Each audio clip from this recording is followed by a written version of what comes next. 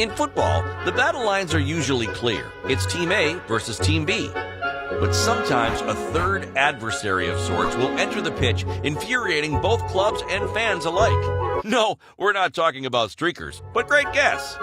We're talking a far less entertaining disturbance: Mother Nature. The elements, whether rain, wind, or snow, they have affected many matches, with perhaps the oddest occurring in 1945, a day everything got totally fogged up. The year is 1945. World War II is just about in the rear view. The clock radio is now a thing, and future reggae superstar Bob Marley has just been born. But the thick, hazy, smoke-filled venues, which will eventually become synonymous with a Bob Marley concert, a lot of smokers, is nothing compared to the dastardly fog swallowing up the pitch during a friendly between Arsenal and Dynamo Moscow. Despite insistence from both clubs to suspend play, the referee orders the match to continue. Football historians to this day still argue over the exact number of pints this referee must have had in his system to rule that this match play on.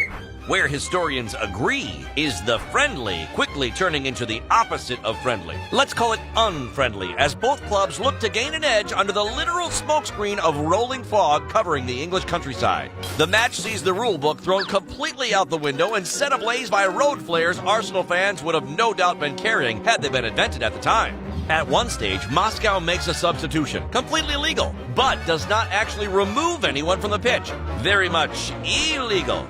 You've got to come off the field. There's just no two ways about it. I know the game. Arsenal fans would claim to have seen as many as 15 Moscow players on the pitch at one time. But with all that fog, there easily could have been 15 Romelu Lukakus on the field for all they knew, disappearing and reappearing, disappearing and... You know how Lukaku does. Lukaku doesn't care what you say about him. He's totally cool. So he won't have a problem with that disappearing comment. Perfect.